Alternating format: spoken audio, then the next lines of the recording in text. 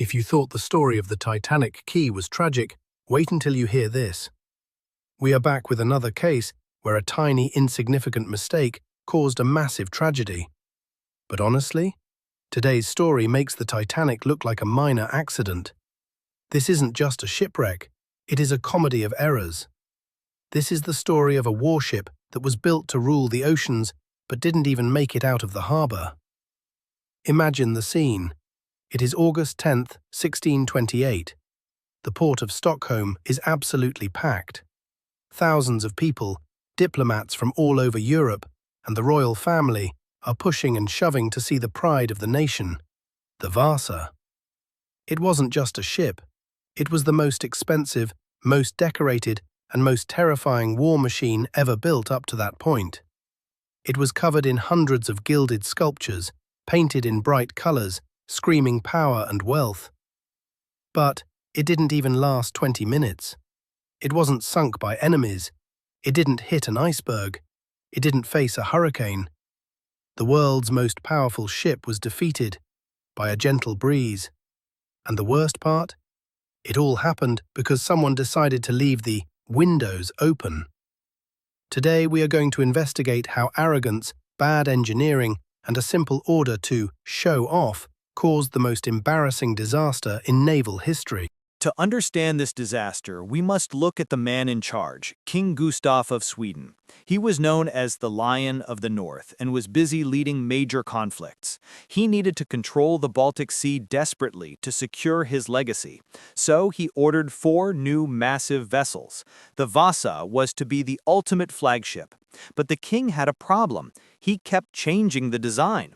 Originally, the Vasa was planned as a traditional ship. The keel, the backbone of the structure, was built for a specific size. Midway through construction, the king heard rumors that his rivals were building a massive ship with 2 decks. Not wanting to be outdone, he sent a strict order. I want 2 rows of heavy bronze cannons on the upper deck. This was a nightmare for the builders. You cannot simply add a second floor to a skyscraper halfway through building the foundation. The engineers knew this was risky. Adding tons of heavy bronze artillery on the upper deck raised the center of gravity drastically. It is like putting a heavy backpack on a toddler and asking them to walk a tightrope. The ship became dangerously top-heavy. To make matters worse, hundreds of heavy wooden sculptures were added for decoration, increasing the weight. But here is the tragedy of absolute power. Nobody had the courage to say no to the king. The builders, terrified of his reaction, simply followed the impossible orders. As the ship neared completion, the master shipwright fell ill and died, leaving the project to his assistants. The anxiety at the shipyard was palpable. The captain, Sir Fring Hansen, was worried. The ship sat too high in the water.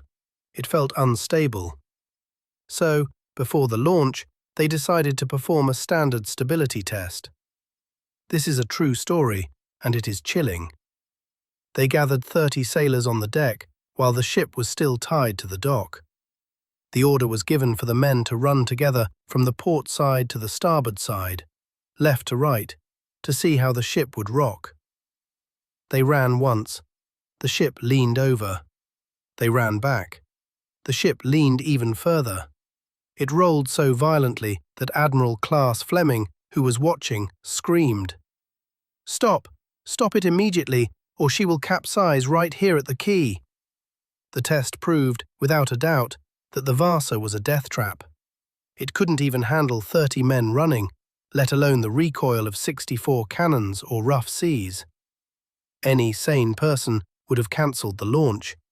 But the king was in Poland, sending furious letters asking, "Why is my ship not ready?" The admiral, valuing his career over the safety of the crew, ignored the test. He simply hoped the weight of the supplies would stabilize it. He was wrong. We arrive at the launch day, August 10th. The summer weather was perfect, with a light wind and calm waters. The crew of about 145 sailors, along with some of their families, were on board for the short maiden voyage inside the harbor. To celebrate the launch, the captain made a decision that sealed their fate.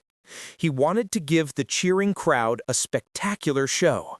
He wanted to fire a grand salute to announce Sweden's power to the world. To do this, he ordered the cannon ports, the square windows on the hull, to be opened. Crucially, he ordered the lower ports to be opened as well. These openings were dangerously close to the waterline, less than 1.5 meters above the surface. The ship was towed out and the sails were unfurled. For a few minutes, everything looked majestic, but as the Vasa emerged from the cliffs, a sudden gust of wind hit the sails. It was not a storm, just a breeze. The ship leaned over to the left. Under normal circumstances, a ship tips and comes back up. But the Vasa was too heavy at the top. Gravity pulled it down. Because those windows were left open to show off, the water did not hit the wooden hull, it poured straight inside. Thousands of gallons of water flooded the lower deck in seconds. The ship could not recover. The heavy equipment, not yet fully secured for a roll this steep, shifted to the side, dragging it down even faster. Chaos erupted instantly.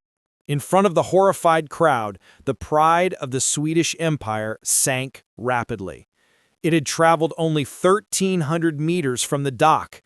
Sadly, about 30 to 50 people were lost with the ship, trapped inside the hull just minutes from safety. The aftermath was intense. The king, furious at the loss of his investment, demanded a full inquiry. He wanted to find who was responsible for this embarrassment. The royal council interrogated everyone. The captain stated, "I followed the plan." The shipbuilders testified, "We followed the king's measurements exactly." And since the king was considered chosen by divine right, nobody could blame him publicly.